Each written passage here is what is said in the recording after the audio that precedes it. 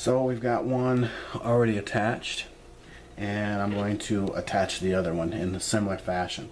So again, on the end here, on the opposite end, I wanted to kind of do, just make a big knot however you choose to. I'm doing like a quadruple overhand knot, you know, and then I'm doing it again a couple of times.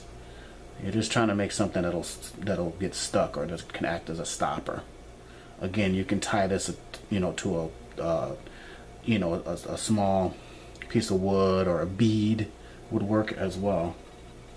Okay, so you just want to stop right here.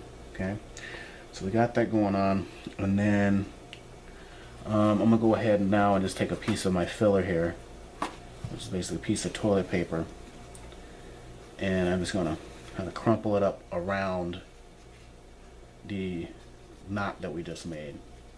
This is just acting as a filler. This is optional. You don't have to do this. You could just use you could just use the knot as a big stopper by itself. Okay, but I like to add a filler.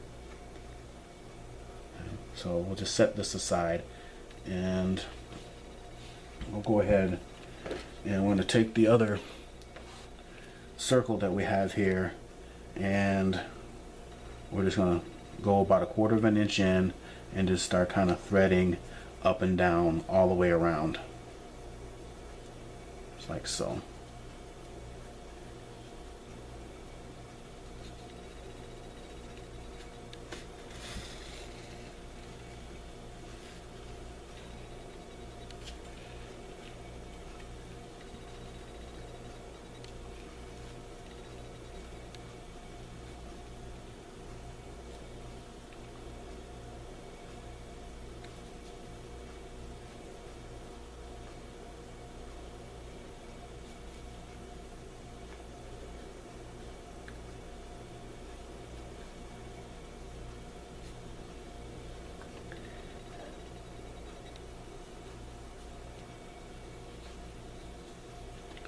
Okay, so we're about done.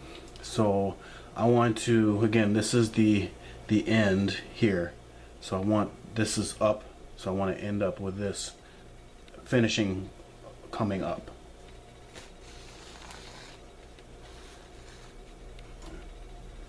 So we can have the two ends coming up on the same side, like so. Okay, all right, and then what we're going to do is we're going to take the end one here, and we're just going to make, you know, just a large granny knot. So however many times, maybe 5 or 6 times around, as a stopping knot.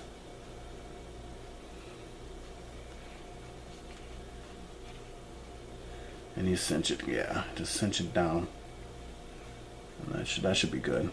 Okay, so you have a stopping knot.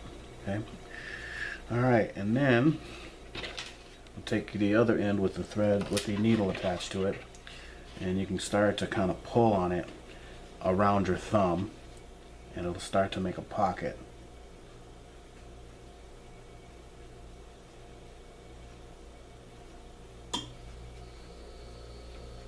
And sometimes the hair gets attached to the thread, so you have to kind of work it out so it'll continue to push around, so it cinches easy. There, I'm just straight kind of pulling it a little bit, using my finger as a brace. So I want to leave enough room. Okay, so this is what you have, right? So I want to leave enough room to be able to take our stopper, our cordage with our stopper, and tuck it in the pocket like that. And actually I want the end kind of up like that. Okay. And then pull this, then pull it tight.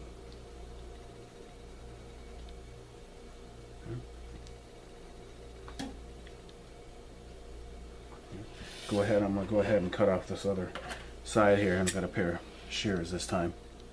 Make sure I cut the right string.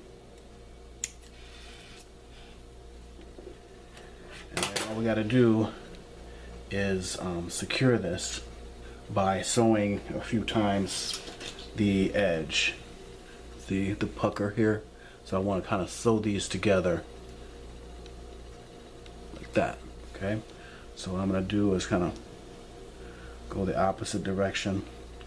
And if the cordage that you're using is thick enough, you can go through that, and then everything is attached to the cord itself, so it's definitely not pulling out. But this is pretty thin the way I cut it, so we just go through the material just fine.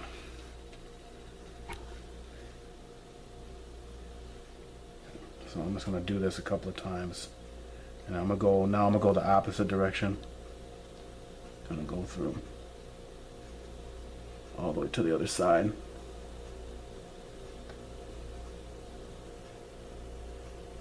There we go.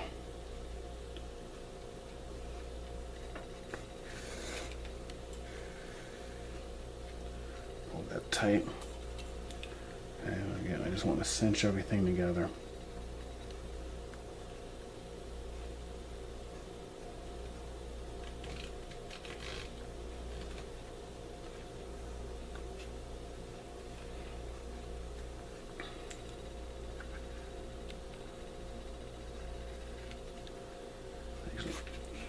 Since then in there. Boom. Like that.